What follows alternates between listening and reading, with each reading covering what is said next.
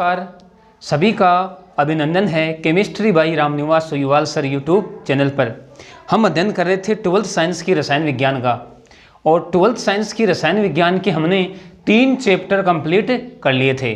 3 chapter कौन कौन से? Chapter number 1 solid state, chapter number 2 solution और चैप्टर नंबर 3 इलेक्ट्रोकेमिस्ट्री।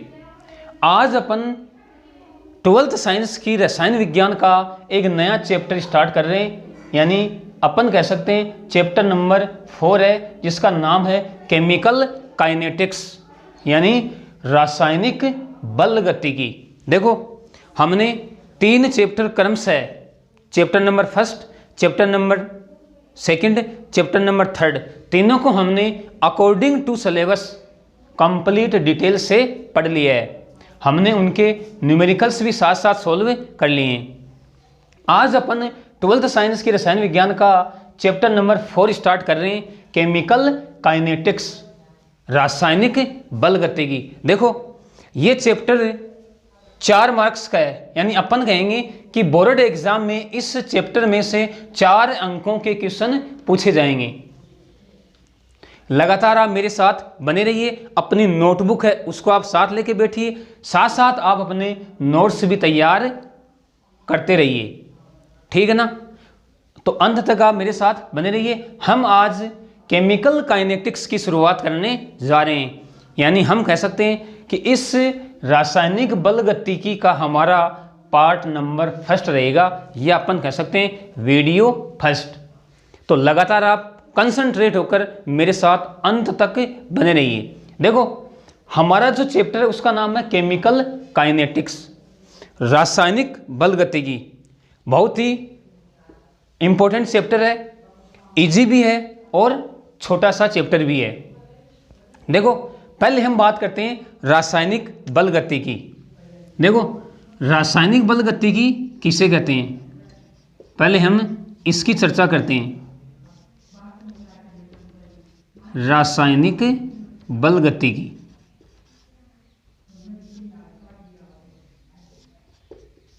देखो हम क्या कह सकते हैं कि भौतिक रसायन की वह शाखा, क्या बताया मैंने? भौतिक रसायन की वह शाखा जिसके अंतर्गत अभिक्रिया वेग को प्रभावित करने वाले कारक तथा अभिक्रिया की क्रियाविधि का अध्ययन किया जाता है, उस शाखा को हम रासायनिक बल गतिकी कहते हैं। देखो, पहले हम रासायनिक बल गतिकी को डिफाइन कर रहे हैं। क्या कहा मैंने? भौतिक रसायन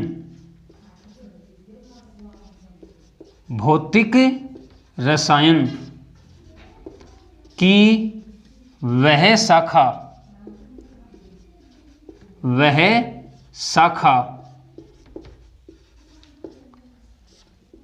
जिसके अंतर्गत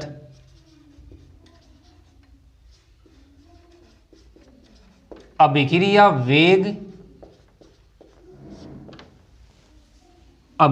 वेग को प्रभावित करने वाले कारक,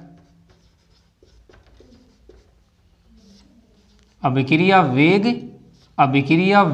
को प्रभावित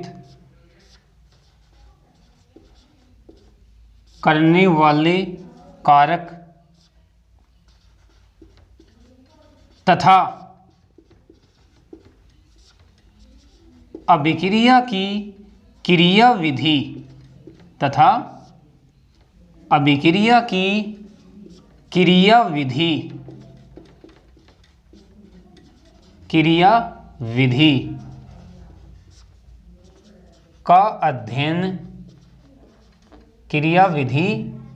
का अध्ययन किया जाता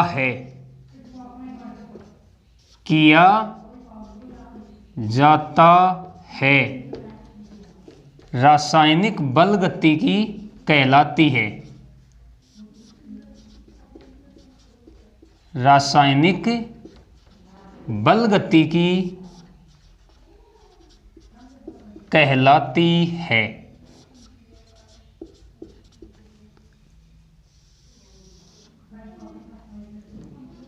देखो क्या बताया मैंने आपको, भौतिक रसायन की वह शाखा जिसके अंतर्गत अभिक्रिया वेग को प्रभावित करने वाले कारक तथा अभिक्रिया की क्रियाविधि का अध्ययन किया जाता है, रासायनिक बल गतिकी कहलाती है। यानी अपन ये कह सकते हैं कि अभिक्रिया का वेग किसे कहते हैं, उस अभिक्रिया के वेग को कौन कौन से कारक प्रभावित करते हैं और उस अभिक्रिया की क्रियाविधि किस प्रकार संपन्न होती है, इन सब बातों का अध्ययन हम रासायनिक बल गतिकी के अंतर्गत करते हैं। यानी कोई अभिक्रिया हो रही है तो वह किस वेग से संपन्न हो रही है, उसके वेग को कौन कौन से कारक प्रभावित करते हैं, इन सब बातों का अध्ययन हम रासायनिक बल गतिकी के अंतर्गत करते हैं। अब देखो, कोई अभिक्रिया होगी या नहीं होगी, इस बात का अध्ययन किया जाता है ऊष्मागतिकी के अंतर। यानी मान लो कोई अभिक्रिया है, समझना आप, ये कोई अभिक्रिया है। अब ये अभिक्रिया होगी या नहीं होगी, यानी अपन कह सकते हैं कि संभव होगी या संभव नहीं होगी। समझना ध्यान से, संभव होगी या संभव नहीं होगी, या फिर अभिक्रिया साम्य अवस्था में है, अभिक्रिया साम्य अवस्था में है। देखो, हम इन बातों का अध्ययन ऊष्मागतिकी के अंतर्गत करते हैं, या अपन ऐसे कह सकते हैं कि इन प्रश्नों का जवाब हमें ऊष्मागतिकी देती है। देखो कैसे देती है, अगर डेल जी का मान क्या हो, ऋणात्मक, तो हम क्या कहते हैं कि अभिक्रिया संभव होती है। यदि डेल जी का मान धनात्मक हो तो क्या कहेंगे कि अभिक्रिया संभव नहीं होगी, यानी अभिक्रिया अपने आप संभव नहीं होगी। पॉसिबिलिटी बता रही है, डेल जी क्या है, गिब्स मुक्त ऊर्जा परिवर्तन। और अगर डेल जी बराबर क्या हो, शून्य, तो हम क्या कह सकते हैं कि अभिक्रिया साम्य अवस्था में है। मैंने क्या बताया कि किसी अभिक्रिया की संभावना कि अभिक्रिया होगी या नहीं होगी, अगर डेल जी का मान ऋणात्मक है तो हम कहते हैं कि अभिक्रिया संभव होगी, यानी स्वतः होगी। यदि डेल जी का मान धनात्मक है तो हम कहेंगे अभिक्रिया संभव नहीं होगी, यानी अपने आप संभव नहीं होगी। और यदि डेल जी का मान शून्य है तो हम क्या कहेंगे कि अभिक्रिया साम्य अवस्था में है। तो इन सब बातों का अध्ययन तो हम करते हैं ऊष्मागतिकी में, ऊष्मागतिकी थर्मोडायनेमिक्स में। अब देखो, हमें पता हो गया कि अभिक्रिया संभव है या नहीं है, या फिर अभिक्रिया साम्य अवस्था में है। अभिक्रिया किस सीमा तक हुई है, यानी अपन कह सकते हैं कि अभिक्रिया किस सीमा तक संपन्न हुई है, इस बात का पता हमें रासायनिक साम्य के द्वारा प्राप्त होता है। अभिक्रिया किस सीमा तक, देखो रासायनिक साम्य हमें ये तो बताएगा कि अभिक्रिया किस सीमा तक हुई है, लेकिन इस साम्य के द्वारा हम ये नहीं बता सकते कि कितने अभिकारक उत्पाद में चेंज हो गए और कितने अभिकारकों से उत्पाद बन गए। सिर्फ हमें इतना पता होता है कि अभिक्रिया किस सीमा तक संपन्न हुई है, यानी उसमें साम्य प्राप्त हुआ या नहीं हुआ, इसका अध्ययन हम रासायनिक साम्य के अंतर्गत करते हैं। अब देखो, अब अभिक्रिया के बारे में जो मेन जानकारियां हैं वो कौन कौन सी हैं। देखो, एक तो अपन कह सकते हैं कि अभिक्रिया वेग क्या होगा, अभिक्रिया वेग को प्रभावित करने वाले कारक कौन कौन से होंगे, प्रभावित करने वाले कारक। और अपन कह सकते हैं कि अभिक्रिया को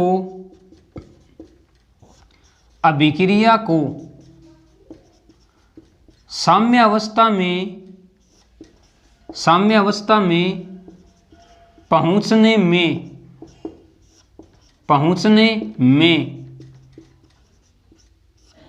लगने वाला समय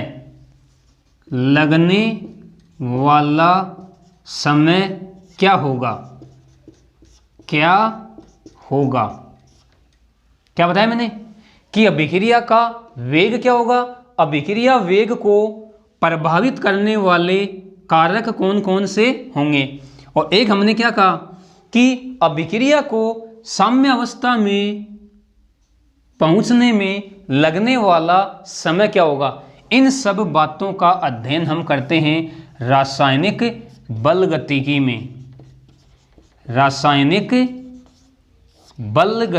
में। तो अब आपको ये पता हो गया है कि रासायनिक बलगतिकी में हम किसी अभिक्रिया की किन किन बातों का अध्ययन करते हैं। वापस से मैं आपको समझा रहा हूं। हमने पहले रासायनिक बलगतिकी के बारे में क्या कहा कि भौतिक रसायन की वह शाखा जिसके अंतर्गत अभिक्रिया वेग को प्रभावित करने वाले कारक तथा अभिक्रिया की क्रियाविधि का अध्ययन किया जाता है, रासायनिक बलगतिकी कहलाती है। फिर हमने क्या कहा कि कोई अभिक्रिया संभव होगी या नहीं होगी या फिर वह साम्य अवस्था में है। इन सब बातों का अध्ययन हम करते हैं ऊष्मागतिकी में, यानी थर्मोडायनेमिक्स में। किसी अभिक्रिया या कोई अभिक्रिया किस सीमा तक संपन्न हुई है, इसकी जानकारी हमें रासायनिक साम्य देता है, लेकिन हमें साम्य यह नहीं बताता है कि उस अभिक्रिया में कितने अभिकारक उत्पाद में बदलते हैं। फिर अभिक्रिया वेग को प्रभावित करने वाले कारक और अभिक्रिया को साम्य अवस्था में पहुंचने में लगने वाला समय, यानी अपन कह सकते हैं कि कोई अभिक्रिया किस वेग से संपन्न हो रही है, उसमें कितने अभिकारक उत्पाद में बदल रहे हैं और उन अभिकारकों को उत्पाद में बदलने में कितना समय लगता है। इन सब बातों का हम रासायनिक बलगतिकी के अंतर्गत अध्ययन करते हैं। तो अब आपके माइंड में ये सेट हो गया है कि हम इस रासायनिक बलगतिकी में किन बातों का अध्ययन करेंगे, कोई दिक्कत नहीं है। अब देखो, हमें ये तो पता हो गया कि रासायनिक बलगतिकी में अभिक्रिया के वेग को प्रभावित करने वाले कारक और अभिक्रिया को साम्य अवस्था में पहुंचने में लगने वाले समय का अध्ययन किया जाता है। अब ये रासायनिक अभिक्रियाएं पूर्ण होने के आधार पर कितनी प्रकार की होती हैं, यानी अब हम ये पढ़ेंगे कि रासायनिक अभिक्रियाओं को या तो अपन कह सकते हैं कि पूर्ण होने में लगने वाले समय के आधार पर या संपन्न होने में लगने वाले समय के आधार पर हम रासायनिक अभिक्रियाओं को 3 भागों में डिवाइड करते हैं। देखो ध्यान से समझना आप, मैंने क्या बताया कि पूर्ण होने में या संपन्न होने में एक ही बात है। अपन कह सकते हैं पूर्ण होने में या संपन्न होने में लगने वाले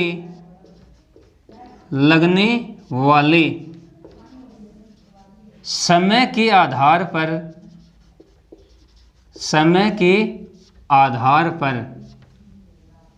अभिक्रियाएं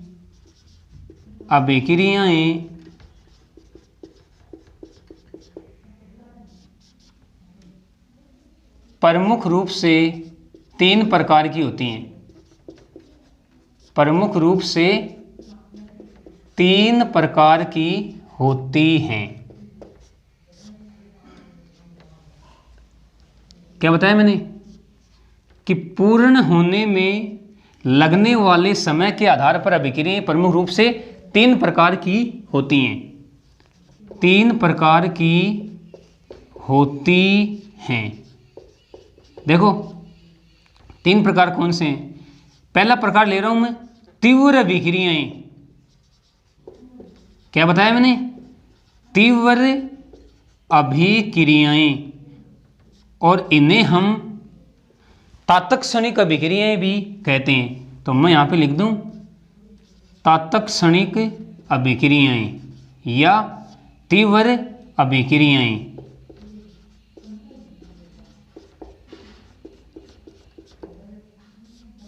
देखो नाम से पता है तीव्र अभिक्रियाएं, यानी अपन कह सकते हैं कि ये अभिक्रियाएं हैं बहुत ही अल्प समय में संपन्न होती हैं। क्या कहेंगे? ये अभिक्रियाएं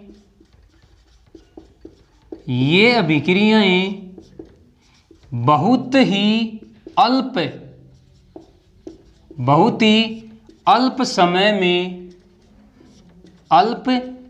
में संपन्न होती हैं या पूर्ण होती हैं। बहुत ही अल्प समय में संपन्न होती हैं या पूर्ण होती हैं। यानी अपन कह सकते हैं कि ये अभिक्रियाएं 10⁻⁻12 से 10⁻⁻16 सेकंड में संपन्न होती हैं। देख सकते हो आप इस समय को, देखो आप, बहुत ही कम समय, यानी अपन कह सकते हैं ये कुछ पल में या कुछ क्षण में ही संपन्न हो जाती हैं। ये अभिक्रियाएं बहुत अल्प समय में संपन्न होती हैं, यानी 10⁻⁻12 से 10⁻⁻16 सेकंड में। अब इतनी फास्ट ये अभिक्रियाएं हो रही हैं, तो इसका मतलब हम इन अभिक्रियाओं की बल गतिकी का अध्ययन नहीं कर सकते। यानी हम कह सकते हैं कि इन अभिक्रियाओं की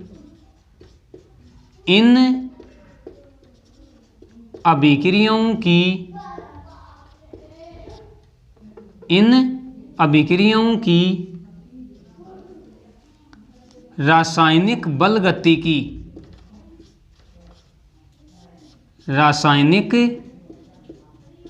गतिकी का अध्ययन नहीं किया जा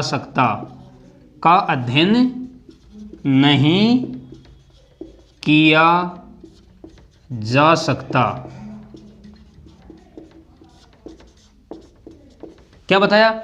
ये अभिक्रियाएं बहुत ही अल्प समय में संपन्न होती हैं, इसलिए हम इन अभिक्रियाओं की रासायनिक बल गतिकी का अध्ययन नहीं कर सकते। अब ये अभिक्रियाएं कौन सी होंगी? देखो एग्जाम्पल के रूप में हम लेना चाहें तो हम कह सकते हैं जैसे AgCl का श्वेत अवक्षेप बनना।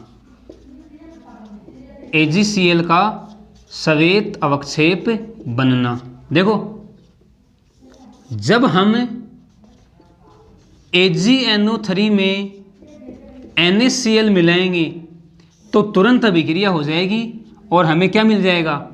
हमें मिल जाएगा AgCl का श्वेत अवक्षेप और NaNO3। ये क्या है? ये है श्वेत अवक्षेप।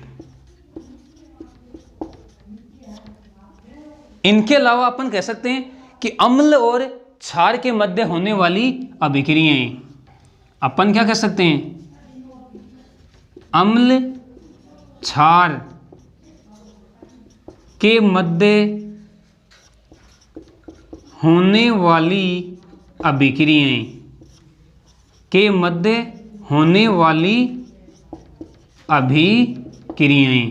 जैसे HCl प्लस NaOH क्या बन जाएगा? लवण बन जाएगा। NaCl प्लस साथ में जल। यानी अपन कह सकते हैं कि अम्ल क्षार के मध्य होने वाली अभिक्रियाएं तीव्र अभिक्रियाएं होती हैं, बहुत ही कम समय में, यानी अपन कह सकते हैं कि कुछ क्षण में ये अभिक्रियाएं संपन्न हो जाती हैं। अब देखो आप, यानी ओवरऑल अपन ये कह सकते हैं कि जो आयनिक अभिक्रियाएं होती हैं, कौन सी? आयनिक, आयनों के मध्य होने वाली अभिक्रियाएं। आयनिक अभिक्रियाएं क्या होती हैं? तीव्र अभिक्रियाएं होती हैं और ये इतने अल्प समय में संपन्न होती हैं कि हम इन अभिक्रियाओं की रासायनिक बल गतिकी का अध्ययन नहीं कर सकते। तो एक प्रकार तो हमने देख लिया तीव्र अभिक्रियाएं। अब ले रहे हैं नेक्स्ट पार्ट। दूसरा पार्ट आएगा मंद अभिक्रियाएं। मंद अभिक्रियाएं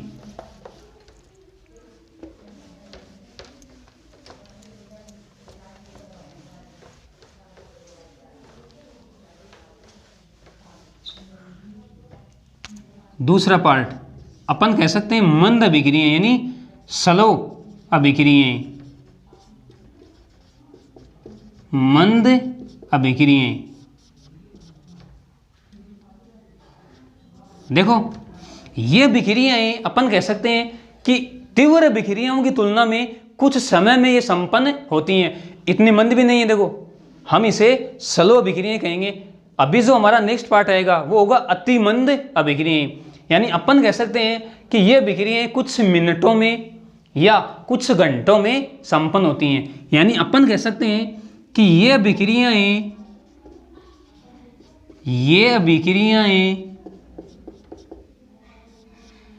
मापन योग्य समय में संपन्न होती हैं। अब देखो मापन योग्य समय का मतलब कुछ मिनट या कुछ घंटे। इसका मतलब इन अभिक्रियाओं की हम रासायनिक बलगतिकी का अध्ययन कर सकते हैं। क्या कहेंगे हम? इन अभिक्रियाओं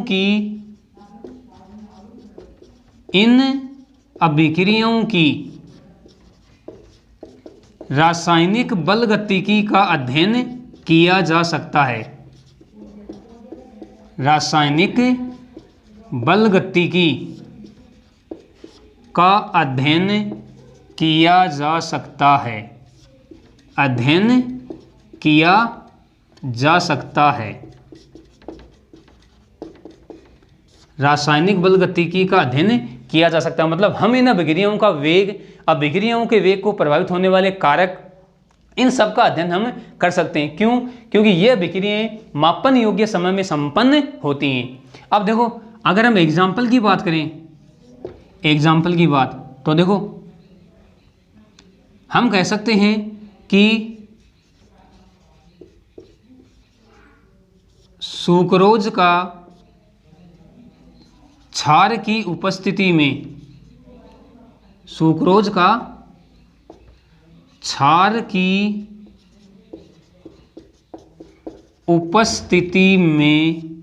अपघटन।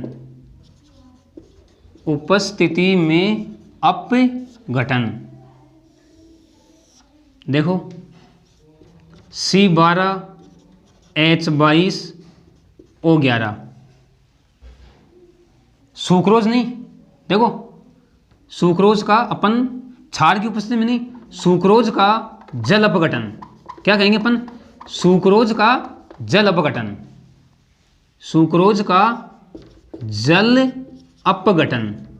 अब देखो ये सुक्रोज लिया है मैंने, मैं करवा रहा हूं इसका हाइड्रोलाइसिस, जल अपघटन। तो देखो हमें मिलेगा एक तो C6H12O6, यानी एक तो हमें प्राप्त होगा ग्लूकोज। क्या प्राप्त होगा? ग्लूकोज। और एक हमें मिलेगा फ्रक्टोज C6H12O6, ये है फ्रक्टोज। यानी अपन कह सकते हैं कि सुक्रोज का जो जल अपघटन है वो एक मंद अभिक्रिया का उदाहरण है। इसके अलावा हम दूसरा एग्जाम्पल लें, एस्टर का क्षार की उपस्थिति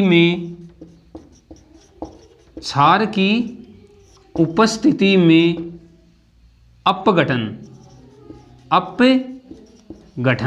देखो पहला एग्जाम्पल लिया सुक्रोज का जल अपघटन, दूसरा एग्जाम्पल ले रहा हूं मैं एस्टर का क्षार की उपस्थिति में अपघटन। देखो ये रहा हमारा एस्टर CH3COOC2H5 एथिल एसीटेट जो एक एस्टर है, ये रहा क्षार। अब देखो क्या बनेगा, एक तो बन जाएगा CH3COONA और साथ में क्या बनेगा C2H5OH। इसके अलावा अपन एग्जाम्पल ले सकते हैं H2O2 का अपघटन, यानी अपन कह सकते हैं हाइड्रोजन पेरोक्साइड का अपघटन। ये भी एक मंद अभिक्रिया का एग्जाम्पल है। H2O2 2H2O2 2H2O और प्लस O2।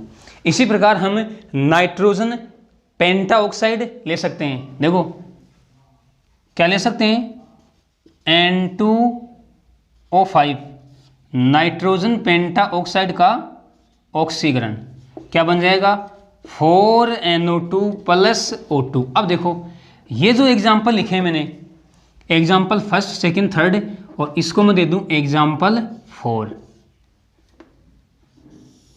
अब देखो आप, पहला एग्जाम्पल मैंने क्या लिया, सुक्रोज का जल अपघटन। ये सुक्रोज है C12H12O11 H2O, तो बन जाएगा एक ग्लूकोज और एक फ्रक्टोज, ग्लूकोज और फ्रक्टोज। दूसरा एग्जाम्पल मैंने क्या लिया, एस्टर का क्षार की उपस्थिति में अपघटन।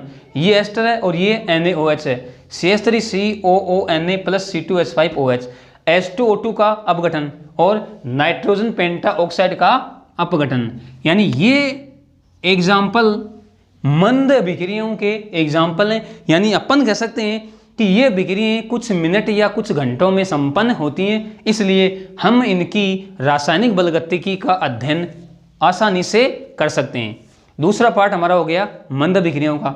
अब बात करते हैं तीसरा पार्ट। तीसरा पार्ट आएगा अति मंद अभिक्रियाएं। ध्यान से समझना आप, तीसरा पार्ट आएगा अति मंद अभिक्रियाएं। देखो नाम से पता है अति मंद, यानी ये अभिक्रियाएं पूर्ण होने में बहुत ज़्यादा समय लेती हैं। यानी अपन कह सकते हैं कुछ महीने लग सकते हैं या कुछ वर्ष भी लग सकते हैं। तो अब हम ले रहे हैं अति मंद अभिक्रियाएं। तीसरा नंबर अति मंद अभिक्रियाएं। अति मंद अभिक्रियाएं, देखो नाम से पता है, यानी अपन क्या कह सकते हैं कि ये अभिक्रियाएं पूर्ण होने में बहुत ज़्यादा समय लेती हैं। यानी अपन कह सकते हैं कि ये अभिक्रियाएं कुछ महीनों कुछ वर्षों में संपन्न होती हैं, इसलिए हम इन अभिक्रियाओं की भी रासायनिक बलगतिकी का अध्ययन नहीं कर सकते, क्योंकि समय बहुत अधिक लग रहा है। और अगर हम एग्जाम्पल की बात करें अति मंद अभिक्रियाओं के एग्जाम्पल, तो देखना आप इन अभिक्रियाओं के एग्जाम्पल क्या हो सकते हैं। जैसे हम बात करें नाभिकीय क्षय, नाभिकीय क्षय, या अपन कह सकते हैं चट्टानों का अपक्षय, चट्टानों का अपक्षय, या अपन कह सकते हैं लोहे पर जंग लगना, लोहे पर जंग लगना, लोहे पर जंग लगना। और एग्जाम्पल ले सकते हैं अपन, जैसे कार्बन का हीरे में रूपांतरण, कार्बन का हीरे में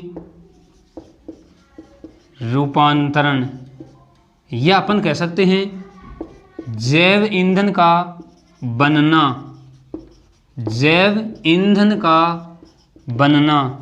और एग्जाम्पल ले सकते हैं अपन भूपर्पटी का विघटन, क्या कहेंगे भूपर्पटी का विघटन कह सकते हैं, रूपांतरण कह सकते हैं। देखो ये अभिक्रियाएं अपन कह सकते हैं कि इन अभिक्रियाओं को पूर्ण होने में बहुत ज़्यादा समय लगता है। नाभिकीय क्षय, चट्टानों का अपक्षय, लोहे पर जंग लगना, कार्बन का हीरे में रूपांतरण, जैव ईंधन का बनना और भूपर्पटी का विघटन। यानी इन अभिक्रियाओं को संपन्न होने में या अपन कह सकते हैं पूर्ण होने में कई वर्ष लग जाते हैं, इसलिए हम इन अभिक्रियाओं की रासायनिक बलगतिकी का अध्ययन भी नहीं कर सकते। यानी अपन कह सकते हैं कि परिशुद्धता के साथ हम इन अभिक्रियाओं की बलगतिकी का अध्ययन नहीं कर सकते। तो मैंने आपको पूर्ण होने में लगने वाले समय के आधार पर अभिक्रियाओं के प्रकार बताइए, 3 प्रकार बताइए मैंने आपको।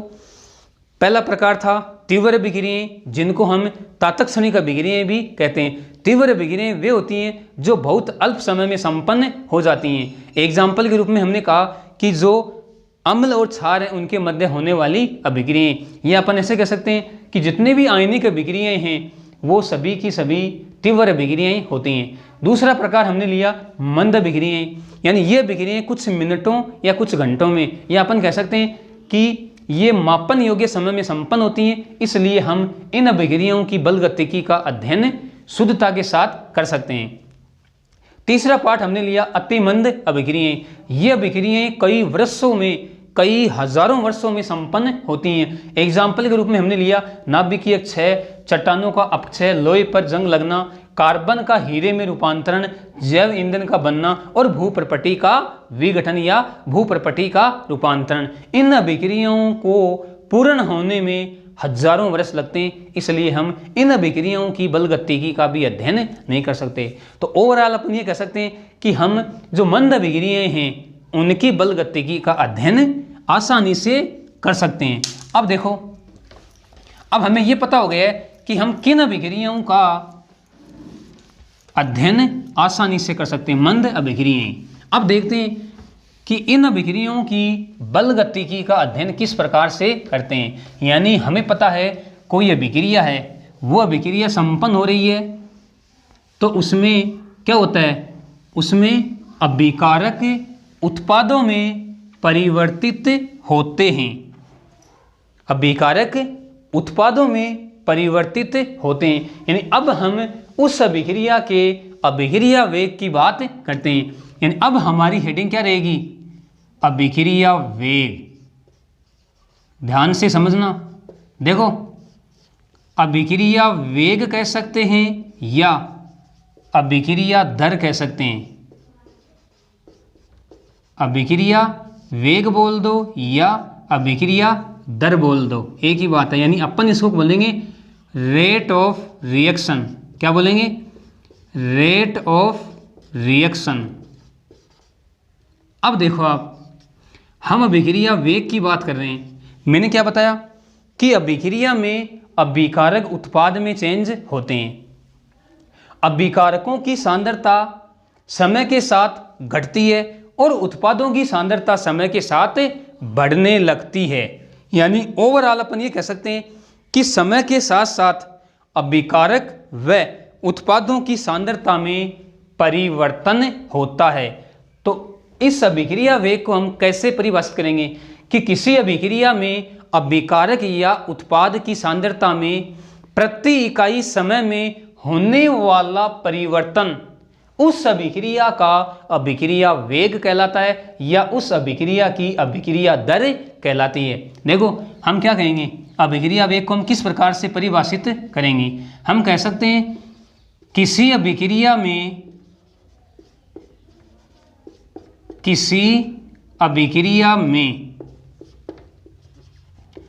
अभिकारक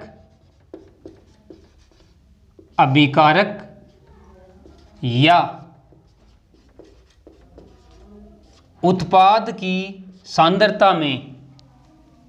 उत्पाद की सांद्रता में प्रति इकाई, क्या कहेंगे, प्रति इकाई समय में होने वाले परिवर्तन को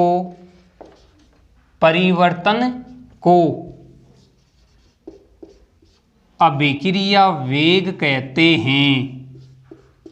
प्रति इकाई समय में होने वाले परिवर्तन को अभिक्रिया वेग कहते हैं या अभिक्रिया दर कहते हैं।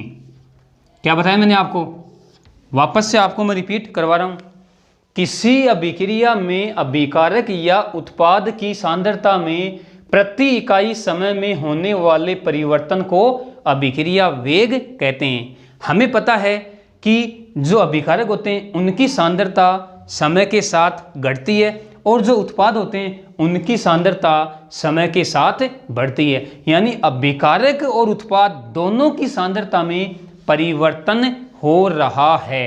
तो हमने यही कहा है कि किसी अभिक्रिया में अभिकारक या उत्पाद की सांद्रता में प्रति इकाई समय में होने वाले परिवर्तन को अभिक्रिया वेग कहते हैं। अब देखो मैं कोई सिंपल अभिक्रिया ले रहा हूँ, आर का मतलब रिएक्टेंट, ये प्रोडक्ट में चेंज हो रहा है। अभिकारक है जो उत्पाद में परिवर्तित हो रहा है। यहाँ पे लिख दूँ मैं अभिकारक और ये उत्पाद में परिवर्तित हो रहा है। अब आपको ये पता हो गया है कि अभिकारक की सांद्रता समय के साथ घट रही है और उत्पाद की सांद्रता समय के साथ बढ़ रही है। इसका मतलब अगर हम अभिकारक के सापेक्ष अभिक्रिया का वेग लिखेंगे तो कैसे लिखेंगे? देखो मैं लिख रहा हूं अभिकारक के सापेक्ष अभिक्रिया वेग। ध्यान से समझना आप, अभिकारक के सापेक्ष अभिक्रिया वेग कैसे लिखेंगे? देखो अभिक्रिया वेग इक्वल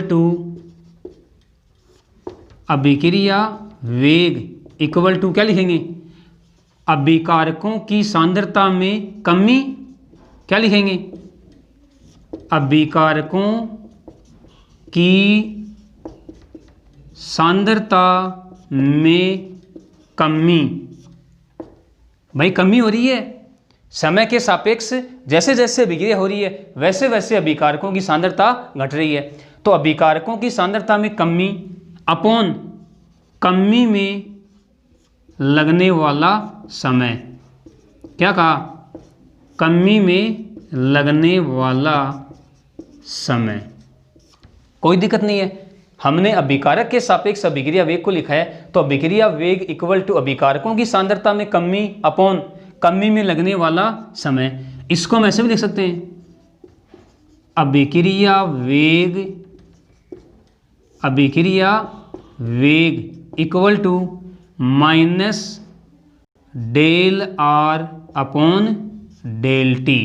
कोई दिक्कत नहीं है। देखो यहाँ पर जो ऋणात्मक चिन्ह है वो अभिकारकों की सांद्रता में कमी को दर्शा रहा है और डेल टी क्या है? कमी में लगने वाला समय। कोई दिक्कत नहीं है। अब बात करूं मैं उत्पाद के सापेक्ष, यहां लिख रहा हूं मैं, देखो उत्पाद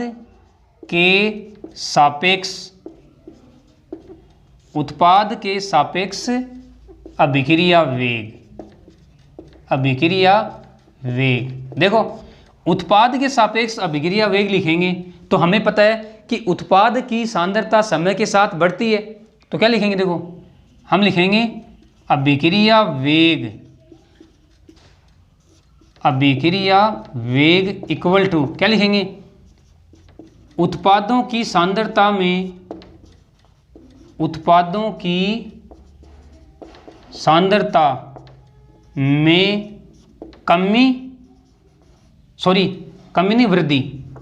उत्पादों की सांद्रता में वृद्धि। क्यों? क्योंकि अभिकारकों की सांद्रता समय के साथ बढ़ती है अपॉन वृद्धि में लगने वाला समय। वृद्धि में लगने वाला समय। और इसको हम इस प्रकार से लिख सकते हैं, अभिक्रिया वेग equal to plus del P upon del T. Del P तो क्या है? उत्पादों की सांद्रता और डेल टी क्या है? वृद्धि में उत्पादों की सांद्रता में होने वाला परिवर्तन और डेल टी क्या है? उस परिवर्तन में लगने वाला समय, या अपन कह सकते हैं वृद्धि में लगने वाला समय, क्योंकि हम यहाँ पे बात कर रहे हैं पर्टिकुलर उत्पादों की, कि उत्पादों की सांद्रता में वृद्धि अपॉन वृद्धि में लगने वाला समय। अब देखो ये तो हमने अलग अलग अभिक्रिया वेग लिखा है। अब अगर मैं संपूर्ण अभिक्रिया की बात करूं, संपूर्ण अभिक्रिया की, तो देखो अभिक्रिया वेग कैसे लिखेंगे। इस अभिक्रिया वेग की परिभाषा को मैं हटा रहा हूं। देखो अगर हम संपूर्ण अभिक्रिया के सापेक्ष अपन वेग लिखें तो देखो कैसे लिखेंगे, यानी हम कह सकते हैं संपूर्ण अभिक्रिया के सापेक्ष, संपूर्ण अभिक्रिया के सापेक्ष अभिक्रिया वेग, संपूर्ण अभिक्रिया के सापेक्ष अभिक्रिया वेग। देखो कैसे लिखेंगे, क्या कह दूं, अभिक्रिया वेग इक्वल टू, अब देखो अभिक्रिया में तो अभिकारक और उत्पाद दोनों है। अभिकारक की सांद्रता समय के साथ घट रही है और उत्पाद की सांद्रता समय के साथ बढ़ रही है। तो क्या कहूँगा मैं कहूँगा अभिकारक या उत्पाद की सांद्रता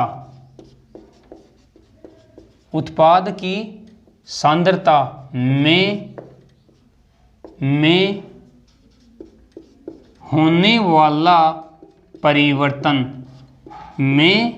होने वाला परिवर्तन कोई दिक्कत नहीं है, अपॉन परिवर्तन में लगा समय, अपॉन परिवर्तन में लगा समय।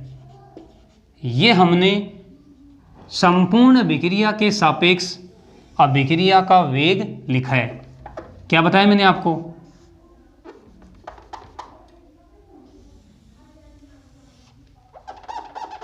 क्या बताया कि अभिक्रिया वेग इक्वल टू अभिकारक या उत्पाद की सांद्रता में होने वाला परिवर्तन अपॉन परिवर्तन में लगा समय। यानी संपूर्ण अभिक्रिया के सापेक्ष हम अभिक्रिया के वेग को इस प्रकार से लिख सकते हैं, अभिक्रिया वेग इक्वल टू प्लस माइनस, अब देखो या तो यहाँ पे आप सी ले सकते हो, सी का मतलब भी क्या होगा, सांद्रता में परिवर्तन, या आप यहाँ पे अक्स ले सकते हो, del X upon del T.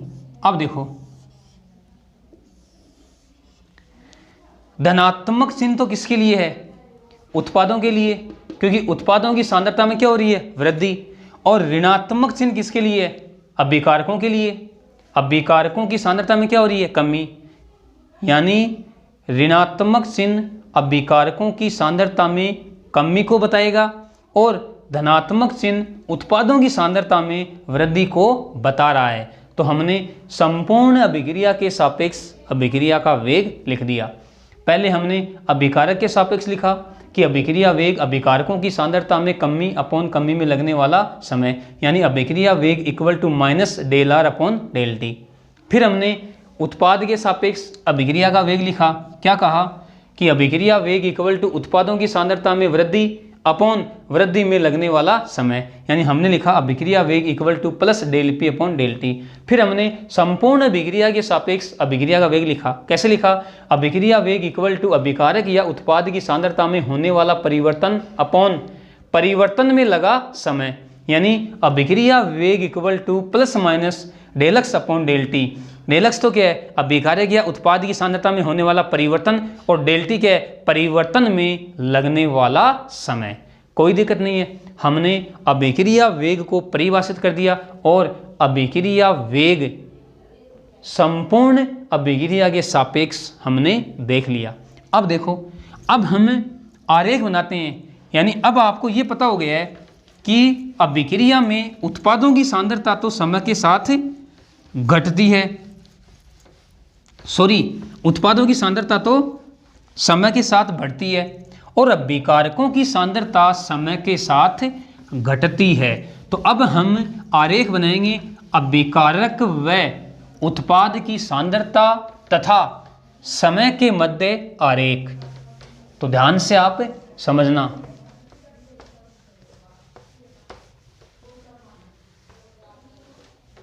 हम अब आरेख बना रहे हैं। हमने अभिक्रिया वेग देख लिया है,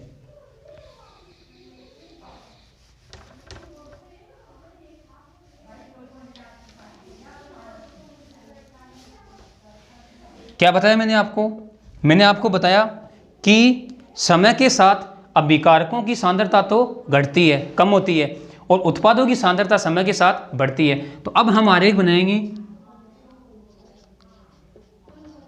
अभिकारक व उत्पाद की सांद्रता तथा समय के मध्य आरेख।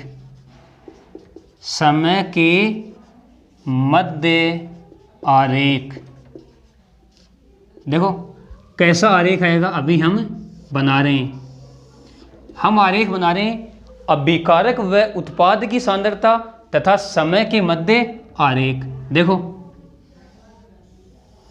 इधर तो ले रहा हूं मैं अभिकारक व उत्पाद की सांद्रता, कोई दिक्कत नहीं है, और इधर ले रहा हूं मैं समय। अब देखो जब अभिक्रिया स्टार्ट होगी तो अभिकारकों की सांद्रता तो क्या होगी, अधिकतम होगी, यानी ये लो, और समय के साथ वो घटती चली जाती है। और उत्पादों की सांद्रता क्या होती है, प्रारंभ में शून्य होती है। इसका मतलब उत्पादों की सांद्रता समय के साथ बढ़ती चली जाती है, ये लो, यानी ये तो है उत्पाद के लिए और ये है अभिकारक के लिए। तो इस आरेख को भी आप ध्यान में रखोगे। क्या बताया मैंने, अभिकारक व उत्पाद की सांद्रता तथा समय के मध्य आरेख। अभिकारकों की सांद्रता प्रारंभ में अधिक होती है और वो समय के साथ धीरे धीरे घटने लगती है। उत्पादों की सांद्रता प्रारंभ में शून्य होती है और वो समय के साथ धीरे धीरे बढ़ने लगती है। तो ये आरेख आएगा अभिकारक व उत्पाद की सांद्रता तथा समय के मध्य आरेख। अब देखो, अब हम बात करते हैं कि जो अभिक्रिया का वेग है, अभिक्रिया वेग व समय के मध्य कैसा आरेख प्राप्त होगा, क्योंकि अभी हमने अभिक्रिया वेग पढ़ा है। तो अब हम बात करते हैं अभिक्रिया वेग तथा समय के मध्य आरेख। देखो आप ध्यान से समझना, हम आरेख बना रहे हैं अभिक्रिया वेग तथा समय के साथ आरेख, यानी अपन लिख सकते हैं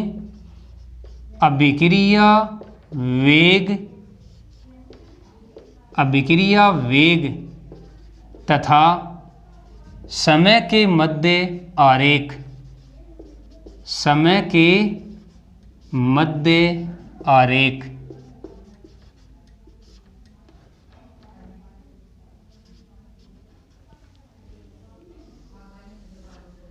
क्या लिखा मैंने, अभिक्रिया वेग तथा समय के मध्य आरेख। अब देखो आप पहले समझो, आप अभिक्रिया का जो वेग है वो अभिकारकों की सांद्रता के समानुपाती होता है। मैं लिख रहा हूं, यहां पे मैं लिख रहा हूं अभिक्रिया वेग अभिकारकों की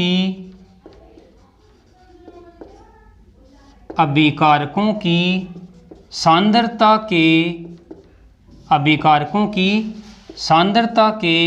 समानुपाती होता है। अब देखो आप, हम कह रहे हैं कि अभिक्रिया वेग अभिकारकों की सांद्रता के समानुपाती है और हमें पता है कि अभिकारकों की सांद्रता समय के साथ घटती है।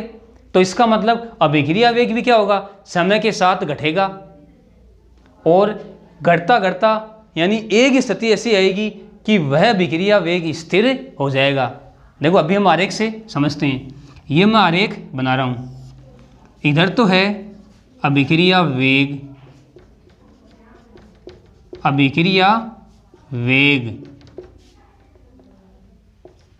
ये तो है अभिक्रिया वेग, और इधर बात करूं मैं समय की। अब देखना आप,